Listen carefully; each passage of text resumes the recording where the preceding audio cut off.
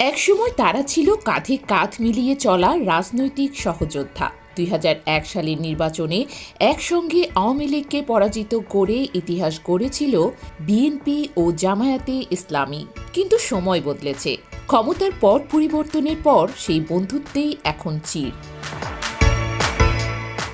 শেখ হাসিনা সরকারের পতনের পর রাজনীতির মাঠ কার্যত ফাঁকা।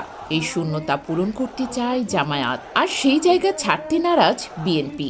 নির্বাচনের তারিখ, আন্দোলনের কৃতিত্ব, ব্যাংক দখল, এক ইস্যুর পর এক ইস্যুতে মুখোমুখি দুই পুরনো মিত্র। অনেকে গুপ্ত সুপ্ত আরো কত কিছু বলে, রে ভাই এগুলার কোন সীমানা নাই। আসলে এরেই বলে ঠেলার নাম বাবাজি।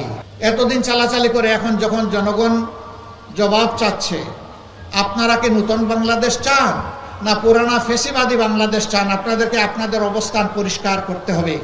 তখন তারা গতকাল থেকে একটু একটু বলা শুরু করেছেন। পাল্টাপাল্টি অভিযোগ, তীব্র ভাষা, প্রকাশ্য সমালোচনা, বন্ধুত্ব যেন রূপ নিচ্ছে প্রতিদ্বন্দ্বিতায়। বিএনপি প্রশ্ন তুলছে ১৯৭১-এর ভূমিকা নিয়ে। জামায়াত বলছে তারাও দেশপ্রেমিক শক্তি। দুই পক্ষই বলছে দূরত্ব নেই, কিন্তু মাঠের বাস্তবতা বলছে অন্য কথা। আল্লাহ রাব্বুল আলামিনের সাথে যারা নিজেদেরকে তুলনা করে বা আল্লাহর যেটা উপকার, সেটা কি হলো তাহলে এটা এক তো শিরকি হলো, আরেকটা মানুষকে ধোঁকা দেওয়া হচ্ছে।